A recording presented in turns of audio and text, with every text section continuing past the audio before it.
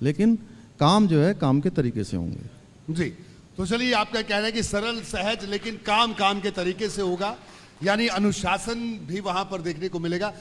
प्रधानमंत्री नरेंद्र मोदी का एक भाषण मुझे याद है, उत्तराखंड में उन्होंने दिया था, संभवतः उत्तराखंड विधानसभा चुनावों की बात है पिछले, तो उन्होंने कहा था कि पहाड़ की जवानी और पहाड़ का पानी कभी पहाड़ के काम नहीं आता।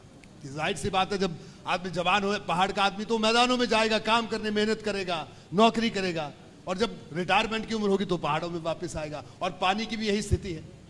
तो पुष्कर सिंह धामी को मुख्यमंत्री बनाकर नरेंद्र मोदी ने मुख्यमंत्री बनाया, तो क्या अब यह माना जाए कि पहाड़ की जवानी पहाड़ के काम आएगी?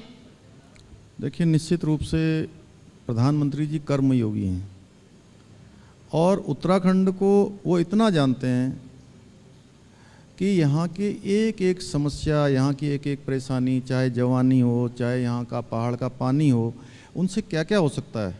उन्होंने बहुत विस्तार से मुझसे चर्चा की, अपना मार्गदर्शन भी दिया, और हम उन सब पर काम करेंगे कि यहाँ की जवानी भी यहाँ के काम आए, यानी कि यहाँ का पलायन रुके जी, उस क्षेत्र में काम करेंगे, और यहाँ का पानी भी यहाँ के काम आए। उसके लिए जो हमारे हाइड्रो के क्षेत्र में जब हमारा राज्य बन रहा था, तो राज्य की मूल अवधारणा में यहाँ का जो पानी है वो भी था। पानी से मतलब कि यहाँ पर बड़े बड़े हाइड्रो के प्रोजेक्ट बने, बिजली के क्षेत्र में काम हो, तो उस क्षेत्र में हम बड़ी प्राथमिकता से काम करेंगे। और आने वाले समय में 2027 तक, चाहे वो हमारा बिजली का क्षेत्र हो, जिस क्षेत्र की आप बात कर रहे हैं, पानी से जुड़ा हुआ, बिजली का क्षेत्र हो, पर्यटन का क्षेत्र हो, चिकित्सा का क्षेत्र हो, शिक्षा का क्षेत्र हो, सड़कों का क्षेत्र हो, कृषि बागवानी का क्षेत्र हो, उद्यान का क्षेत्र हो, हर क्षेत्र में हम उत्तराखंड को भारत का आदर्श राज्य बनाने के लिए काम कर रहे हैं। और उसकी जो फाउंडेशन है वो हम इन 6 महीनों में तैयार करेंगे। जी, पुष्कर सिंह धामी साहब, आपका बहुत बहुत शुक्रिया और आपको बहुत बहुत शुभकामनाएं एबीपी गंगा से बातचीत करने के लिए। तो उत्तराखंड के युवा मुख्यमंत्री पुष्कर सिंह धामी हमारे साथ मौजूद थे, जिनका साफ तौर पर कहना है कि 2022 को वो चुनौती नहीं अवसर के तौर पर देखते हैं, और उन्होंने कहा कि बातें कम काम ज्यादा, यही उनका ध्येय वाक्य है। तो फिलहाल हमारे इस महाधिवेशन में इतना ही, दीजिए इजाजत, नमस्कार।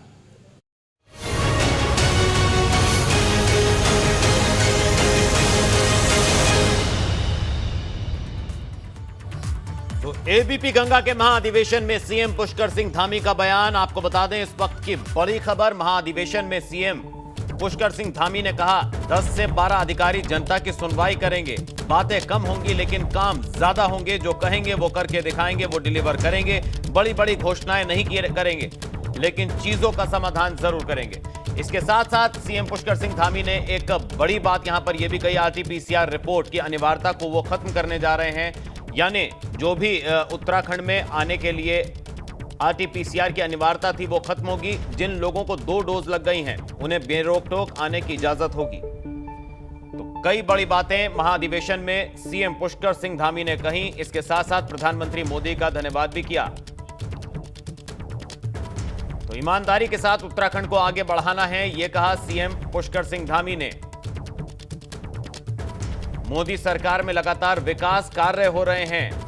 तो सीएम पुष्कर सिंह धामी ने तमाम योजनाओं को गिनाने के बजाय यह जरूर कहा कि पिछली सरकारों में सिर्फ घोषणाओं का अंबार लगता था, लेकिन हम सिर्फ शिलान्यास नहीं बल्कि योजनाओं का लोकार्पण भी करेंगे। तो जो कहा वो करके दिखाएंगे, डिलीवर करेंगे, ये दावा किया, ये बात कही एबीपी गंगा महाधिवेशन में सीएम पुष्कर सिंह धामी ने।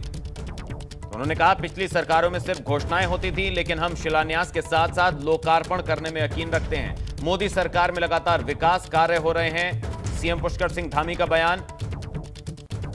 तो पिछली सरकारों में सिर्फ घोषणाओं का अंबार लगता था, लेकिन उनकी सरकार में शिलान्यास ही नहीं, योजनाओं का लोकार्पण भी किया जाएगा।